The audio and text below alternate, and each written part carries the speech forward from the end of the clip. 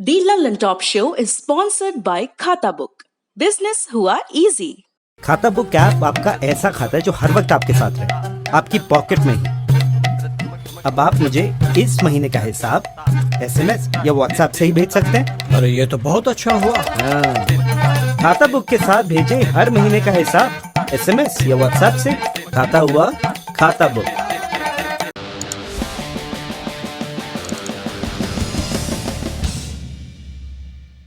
उप मुख्यमंत्री सचिन पायलट दिल्ली में हैं। सूत्र कह रहे हैं कि उनके पुराने मित्र ज्योतिरादित्य सिंधिया समेत बीजेपी के कुछ नेता उन्हें अपने पाले में मिलाने की कोशिश कर रहे हैं।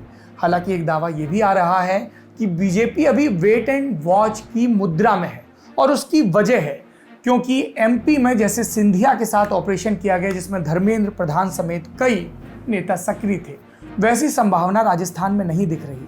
MP में कमलनाथ सरकार की थिन मेजॉरिटी थी। राजस्थान में गहलोत सरकार के लिए ये बात नहीं कही जा सकती। MP में सिंधिया के साथ उनके समर्थक लगभग 2 दर्जन विधायक आने को तैयार थे। जब वो आ गए तब ऑपरेशन लोटस को अंजाम दिया गया।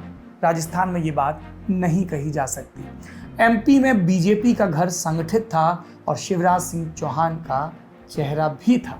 हालांकि नरेंद्र सिंह तोमर की दावेदारी भी थी, लेकिन राजस्थान में बीजेपी ये नहीं कह सकती वसुंधरा राजे और पार्टी आलाकमान के बीच कैसे सियासी ताल्लुकात हैं, सब जानते हैं। ऐसे में क्या संभावनाएं हैं?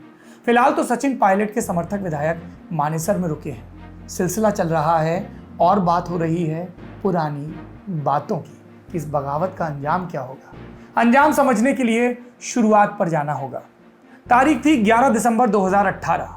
इस दिन सर्द सुबह की ठिठुरन मिटाता सूरज जैसे जैसे ऊपर चढ़ा, कांग्रेस पार्टी के दफ्तरों में पटाखों का शोर तेज हुआ, जो कि बड़ा रेयर है पिछले 5-8 साल से। दरअसल अरसे बाद कांग्रेस के दफ्तर में जश्न की वजह पैदा हुई। विधानसभा चुनाव के नतीजे आए 5 राज्यों के। इनमें से 3 में कांग्रेस ने बीजेपी से सत्ता छीनी। ये राज्य थे छत्तीसगढ़, मध्य प्रदेश और राजस्थान। विरुद्धावलियां लिखी जाने लगी राहुल गांधी के चमत्कारी नेतृत्व की। 2019 के चुनाव में उनकी दावेदारी पर बातें होने लगी। मध्य प्रदेश और राजस्थान, यहाँ पर कांग्रेस की सरकार बन रही थी, लेकिन मुख्यमंत्री के नाम तय करने पर मुश्किल हो रही थी। छत्तीसगढ़ में भी यही हाल था। इन सब जगहों पर देरी हुई और इन सब जगहों पर राहुल गांधी के इनर सर्किल में माने जाने वाले 2 युवा चेहरे मुख्यमंत्री पद की दावेदारी को पेश कर रहे थे, इसलिए कश्मकश थी। मध्य प्रदेश और राजस्थान में ये नाम थे ज्योतिरादित्य सिंधिया और सचिन पायलट। कई दौर की बैठकों और समझाइश के बाद 13 दिसंबर 2018 को राहुल गांधी ने एक फोटो ट्वीट की, जिसमें एक तरफ मुस्कुराते हुए कमलनाथ और दूसरी तरफ थोड़ा कम मुस्कान के साथ ज्योतिरादित्य सिंधिया, और तस्वीर का कैप्शन टॉलस्टॉय, महान साहित्यकार रूस के, उनका एक कथन, समय और धीरज सबसे बड़े योद्धा होते हैं। तस्वीर के जरिए उस वक्त के कांग्रेस के अध्यक्ष राहुल गांधी संदेश दे रहे थे कि झगड़ा सुलझ गया। बाद में कमलनाथ MP के मुख्यमंत्री बने और महज 1.25 साल के वक्त में ही सिंधिया का धैर्य जवाब दे गया। वो योद्धा बने, विधायक तोड़कर बीजेपी में शामिल हो गए। अब दूसरी तस्वीर की बात करते हैं, जो राहुल गांधी ने 14 दिसंबर 2018 को ट्विटर पर डाली। इसमें उनकी एक तरफ अशोक गहलोत और दूसरी तरफ सचिन पायलट थे। सचिन पायलट की अगुवाई में ही राजस्थान में कांग्रेस ने विधानसभा चुनाव लड़ा था, और जब बात बहुमत तक पहुंची तो सचिन ने दावा ठोक दिया। वैसे उनके परिचय का विस्तार इससे कहीं ज्यादा है। सचिन पायलट कांग्रेस के दिवंगत नेता राजेश पायलट के बेटे हैं। राजेश पायलट मूल रूप से यूपी के गाजियाबाद के रहने वाले थे। संजय गांधी के दौर में कांग्रेस से जुड़े। राजस्थान के गुर्जर बाहुल्य दौसा सीट से कई बार सांसद रहे। राजेश पायलट को गांधी परिवार का करीबी माना जाता है। वो राजीव के करीबी रहे और सोनिया के भी, और ये सियासी विरासत सचिन के काम आई। कितने करीबी, यूं समझिए कि जब राजेश पायलट की एक्सीडेंट में मृत्यु हुई और उससे पहले दुर्घटना की खबर आई, तो ये खबर देने के लिए दिल्ली में राजेश पायलट के घर में उनकी पत्नी रमा पायलट को सूचित करने के लिए खुद उस वक्त की कांग्रेस अध्यक्ष सोनिया गांधी गई थी। और सचिन पायलट वो राहुल गांधी की पीढ़ी के नेता हैं, उनके दोस्त हैं। दोनों ने साल 2004 में पॉलिटिक्स में एंट्री की। सचिन पायलट ने अपने पिता की परंपरागत दौसा सीट से चुनाव लड़ा और जीते, और महज 26 साल की उम्र में सांसद बन गए। फिर परसीमन हुआ, हालात बदले, तो 2009 का चुनाव उन्होंने राजस्थान की ही अजमेर सीट से लड़ा और जीता, और इस बार राहुल से करीबी काम आई। जितने भी राहुल के युवा सिपा सालार थे उनमें से कई को मंत्री का पद मिला, चाहे वो मिलिंद देवड़ा हो, चाहे जितिन प्रसाद हो। और वैसे ही सचिन पायलट को भी UPA 2 में कम्युनिकेशन और इंफॉर्मेशन टेक्नोलॉजी का राज्य मंत्री बनाया गया। 2014 में वो अजमेर से लोकसभा का चुनाव हार गए और इसके बाद उन्हें राजस्थान का कांग्रेस अध्यक्ष बनाया गया। और राजस्थान में पहले से एक कद्दावर नेता मौजूद थे, 2 बार के मुख्यमंत्री अशोक गहलोत। लोगों ने कहा अब कांग्रेस और राहुल गांधी गहलोत से आगे की देख रहे हैं और इसलिए उनकी ताकत में कटौती कर सचिन पायलट को फ्री हैंड दिया गया। सचिन पायलट और गहलोत की अदावत शुरू हो गई। 2018 के विधानसभा चुनाव से पहले दोनों में टिकट बंटवारे को लेकर ठनी। ये खबरें सार्वजनिक रूप से बाहर नहीं आई। जब गहलोत खेमे के कांग्रेस नेताओं को टिकट नहीं मिला तो कहा जाता है कि उन्होंने निर्दलीय चुनाव लड़ने के लिए कह दिया और जो 10-12 ऐसे निर्दलीय जीते वही गहलोत की ताजपोशी में अहम हुए, क्योंकि कांग्रेस को कोई प्रचंड बहुमत नहीं मिला था जैसा समर्थकों को अनुमान था। बिल्कुल थिन मेजॉरिटी थी और तब ये विधायक अहम हो गए। चुनाव हुआ, बहुमत मिले, सचिन पायलट ने दावा ठोका। उन्हें लगा कि गहलोत अड़चन पैदा नहीं कर पाएंगे क्योंकि 4 साल से वो मेहनत कर रहे हैं। उन्हें लगा कि मुझे राहुल गांधी का समर्थन है, पर चीजें इतनी आसान नहीं थी। सियासत का गिलीबिली, पुराना जादूगर। जी, ये हम सिर्फ उपमा में नहीं कह रहे। दरअसल अशोक गहलोत अभिधा में जादू करना जानते हैं। शुरुआती दौर में जादू का खेल दिखाते भी थे, फिर स्टूडेंट पॉलिटिक्स में आ गए जोधपुर की और तब सियासी जादू दिखाने लगे। कहा जाता है कि राजीव और सोनिया के साथ उनके मजबूत सियासी रिश्ते हैं। कहा जाता है कि प्रियंका गांधी भी उनसे प्रभावित हैं। कहा जाता है कि गुजरात के विधानसभा चुनाव में उनके कारनामों को यानी उनके राजनीतिक प्रबंधन को देखते हुए गांधी परिवार का वरदहस्त मिल गया। कहा जाता है कि कांग्रेस के आला कमान में अभी भी कई कोठरियां हैं और ओल्ड गार्ड सबसे ज़्यादा प्रभावी है। अहमद पटेल जिसकी अगुवाई करते हैं और अशोक गहलोत के उनके साथ अच्छे संबंध हैं और इसलिए उन्होंने गांधी परिवार का भरोसा जीता। ओल्ड गार्ड ने लॉबिंग की और सचिन पायलट लाख नाराजगी के बावजूद अशोक गहलोत के डेप्यूटी बनकर रह गए। उन्हें शुरुआत में PWD जैसे विभाग मिले, लेकिन फिर जल्द ही सचिन पायलट को समझ में आ गया कि ये ताकत सिर्फ कागज़ों पर है। और इस ताकत की शुरुआत कैसे होती है? 14 दिसंबर 2018 को एक तस्वीर आती है जिसका कैप्शन राहुल गांधी ने लिखा था, यूनाइटेड कलर्स ऑफ राजस्थान। सियासत के जानकार कह रहे थे सिर्फ तस्वीर में ही यूनाइटेड हैं, बाकी अशोक गहलोत इनका कद छांट देंगे। और उदाहरण दिया गया तब महिपाल मदेरणा का। ये वो प्रभावशाली जाट नेता थे जो 1998 के विधानसभा चुनाव के नतीजे आने से पहले राजस्थान में भैरव सिंह शेखावत की भाजपा सरकार के विपक्ष में नेता प्रतिपक्ष थे और मुख्यमंत्री के पद के दावेदार। लेकिन अशोक गहलोत ने उन्हें लंगड़ी लगा दी। सुनिए पत्रकारों की राय। राजस्थान की राजनीति में एक खास बात ये रही है कि वर्तमान जो है वो भविष्य को नष्ट करता रहा है और जो कांग्रेस का भविष्य रहा है उसने वर्तमान के सामने हमेशा कांटे बोए हैं।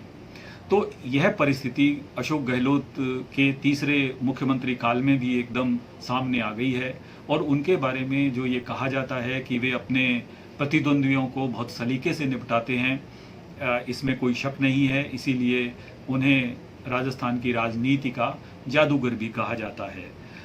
पिछले जो 2 उनके कार्यकाल रहे थे उसमें वे बहुत सफल रहे, उन्हें ज़्यादा चुनौतियां नहीं रहीं।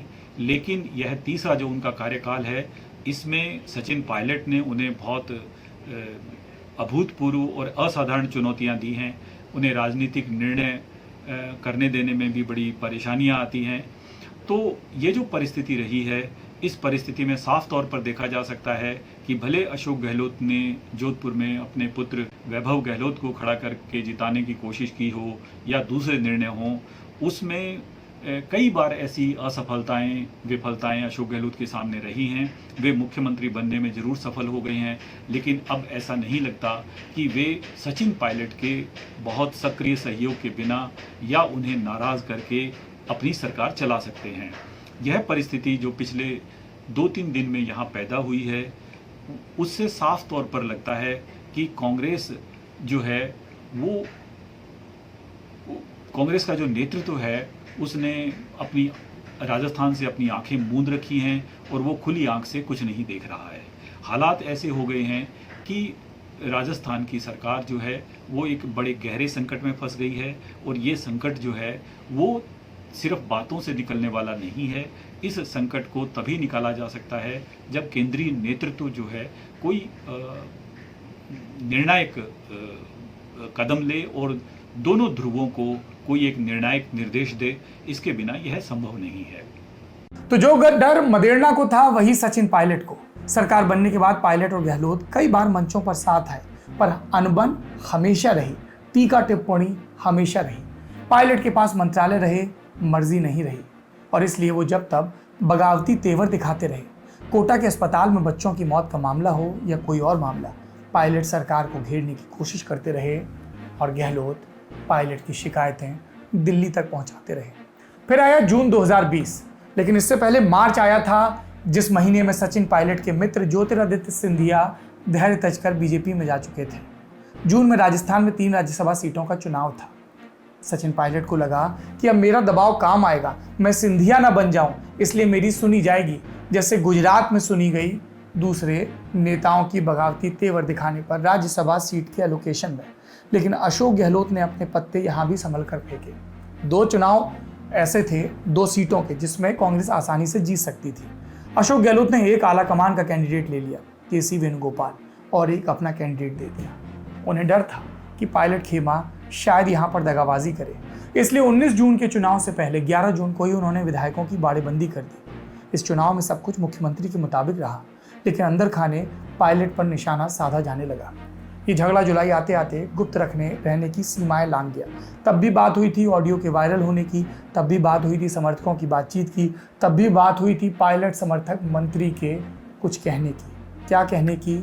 कि कुछ ही महीने की बात है, सचिन पायलट मुख्यमंत्री होंगे और गहलोत का तख्ता पलट हो जाएगा। विधायकों की इस कथित खरीद फरोख्त के मामले में गहलोत सिर्फ सियासी बयानबाजी और आला कमान को शिकायत तक सीमित नहीं रहे। उन्होंने राजस्थान पुलिस के स्पेशल ऑपरेशन ग्रुप यानी एसओजी को भी जिम्मेदारी सौंप दी। एसओजी ने मामला दर्ज किया, शिकायत दर्ज हुई, जिसमें बाकायदा एफआईआर में लिखा है कि डिप्टी सीएम बनना चाहते हैं वगैरह वगैरह। एसओजी ने सिलसिले में जांच शुरू की, नोटिस भेजा, कई निर्दलीय विधायकों को भेजा। इनमें से कुछ विधायक नाराज हैं कि हम ही ने जाके मुख्यमंत्री को सब बातें बताई, हमको ही नोटिस भेजा जा रहा है। नोटिस डिप्टी सीएम और सीएम को भी गया, और इसके बाद सचिन पायलट को लगा कि पानी सर के ऊपर हो गया, मेरी ही सरकार की पुलिस के द्वारा मुझे दबाया जा रहा है। अंदर खाने कई जानकार कहते हैं कि वो लगातार बीजेपी के संपर्क में थे, प्रत्यक्ष रूप से नहीं, परोक्ष रूप से। सियासत में हमेशा सीधे सीधे डीलिंग नहीं होती है, लेकिन बीजेपी अभी भी वेट एंड वॉच की मुद्रा में थी। जब पायलट को नोटिस भेजा गया तो उन्होंने बगावत की तैयारी कर दी, अपने समर्थक विधायकों को जुटाने की कोशिश शुरू कर दी और जयपुर छोड़कर दिल्ली चले गए। अब सचिन पायलट कांग्रेस के अगले सिंधिया होंगे या नहीं होंगे, बीजेपी में जाएंगे या नहीं। पत्रकारों ने पूछा तो एक लाइन का जवाब आया, मैं बीजेपी ज्वाइन नहीं करने वाला हूँ। ऐसा लग रहा है कि सचिन पायलट अभी वजन तौल रहे हैं कि उनकी पॉलिटिकल बार्गेनिंग कितनी हो सकती है।